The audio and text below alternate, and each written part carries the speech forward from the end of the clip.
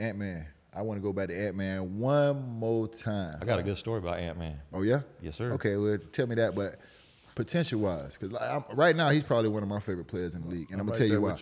It's because they took Minnesota from where they've been to obviously top of the West right now, and anytime you got a guy who can have the other 14 guys on his team embody his energy, his attitude, and his personality, then you got a real good leader right there. Now, I'm taking nothing away from Mike Conley, because I'm sure he's holding that together too over there, being a veteran and an OG. Yeah. But what I see from that team is they embody the personality of Ant-Man. They play with joy, they compete, and they having fun. And they defending. And shout out to obviously Nas Reed, who I think is going to be big for them. He's big for them now in the season, but I think he's going to be even bigger in the playoffs as teams start to go small and try to come back with Rudy Gobert out there. So I love what they're doing, and to me, the sky's the limit for Ant-Man. But what you think? I like Ant-Man too. I like everything you said was true. I see a lot of T-Mac in Ant-Man. Just from the point as like it looks so easy to these dudes. Like it's almost like the normal person is like they're not even trying. Like just think how good they could be if they really tried. Yeah, that's what I think a lot of people think about T-Mac. T-Mac didn't get enough credit. He was so easy. So easy. So I think maybe Ant-Man's like a little more like twitchy, more like bouncy, even though T-Mac had bounce, but more explosive, you know what I'm saying? I think maybe than T-Mac, but I see a lot of similarities there. Do you see? Now, I think T-Mac's better than Ant-Man. Let's don't get it twisted. He's got a long way to go before he passes T-Mac, but he's got a real good chance to. Yeah, Ant-Man's. You see any D-Wade in Ant-Man?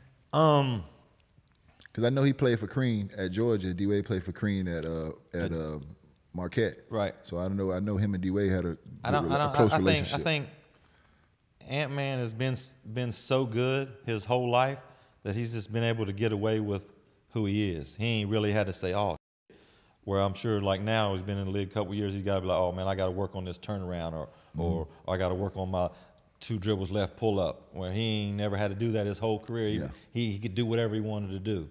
So whereas I think D-Wade every summer was in that joint working every year, you know, getting better, bro. So he never was as talented and as gifted as Ant-Man was from the beginning. You know what I'm saying? Yeah.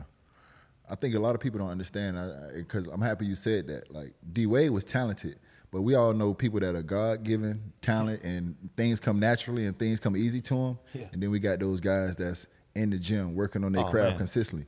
D-Wade wasn't a guy where God just gave him everything. Bro. D-Wade was a guy that worked his ass off on his game. And I'm happy that you brought that up, because he ain't have, like, he was blessed to have long arms, but D-Wade about 6'2.5", maybe 6'3". Maybe. No, you laughing. Maybe. He about 6'2.5", maybe 6'3". So he wasn't blessed to have all these God-given things. The boy worked. Yeah. And you saw it. I seen him and Spo, man. Him and Spo used to do some shit. Talk about it. Like, yes. Like just stand at the foul line and D-Wade take one dribble to the left and Spo just push that light on D-Wade. I'm like, they would do that thousands of times a day, bro. Like, what are y'all doing to my? I'm like, what in the world? Nah, I know. You know what I'm saying? Like, I'm not trying to do that. I'm trying to throw bubble gum. So tell us, you said you have a good Ant-Man story. Tell us it. So I was coaching a high school all-star game in Atlanta when he was still in high school, his senior year.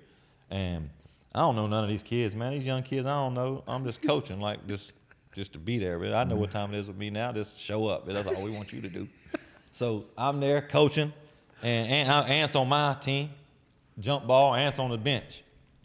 I don't know who Ant is, but jump ball. As soon as the other team get the possession, I swear it didn't take 2 dribbles, I get a tap on my shoulder. Oh, yeah. It's the director of the whole tournament. Why ain't number 2 in the game? I'm like, I don't know. Is he supposed to be? Yeah. He's the number 1 player in the country. But time out. Time out. Hey, Ant, go in. Who you want me to get, coach? Whoever you want, bro. Go on in. He ain't come out the rest of the game. You figured out how to coach, didn't you? Yes, sir. Hey, nice like Hughley Brown said, X and O's, give me Jimmy's and Jones. That's right. You're the number 1 player in the country. Time out. Get on in there. Ain't no rules for playmakers, dog. Yeah. Ain't no rules for playmakers. Not at all. Especially in an all-star game. Like that kind of vibe? Nah, come on, man. Get on in there. Hey.